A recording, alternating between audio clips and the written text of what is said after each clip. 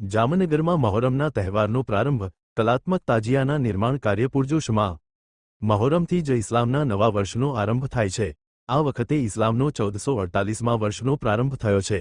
મુસ્લિમ બિરાદરો દ્વારા હજરત ઇમામ હુસૈન સાહેબની શહાદતની યાદમાં મહોરમ માસ દરમિયાન કલાત્મક તાજિયા બનાવી માતમ મનાવવામાં આવે છે।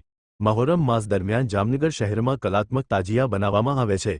જામનગર શહેરના ચાંદીનો તાજિયો તેમજ અમી દુર્દોયાનો તાજિયો વિશ્વભરમાં વિખ્યાત છે। ત્યારે જામનગરનો ચાંદીનો તાજિયો જામનગરના રાજવી જામ સાહેબે અર્પણ કર્યો છે।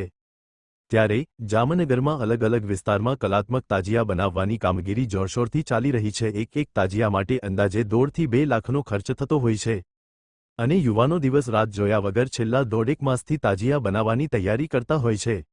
જામનગર શહેરમાં પરવાનાવાળા તાજિયા કુલ 42 છે અને હાજરોની સંખ્યામાં બીજા અનેક તાજિયા મુસ્લિમ સમાજના યુવાનો દ્વારા કલાત્મક તાજિયા બનાવવામાં આવે છે। મુખ્યત્વે તાજિયામાં લાકડું અને થર્મોકલનો ઉપયોગ થતો હોય છે। તાજિયાની ડિઝાઇન માટે બાદમાં તેમાં અલગ અલગ કલરનો ઉપયોગ કરવામાં આવે છે। તાજિયાને લાઇટિંગ કામ માટે હાલમાં LED, બોર્ડ અને સિરીઝથી સુશોભિત કરવામાં આવે છે। તાજિયા સંચાલકો દ્વારા સતત 1 થી 1.5 મહિનાની જહેમતથી તાજિયાનું કામ પૂર્ણ થતું હોય છે, તેનો પ્રારંભ થઈ ગયો છે।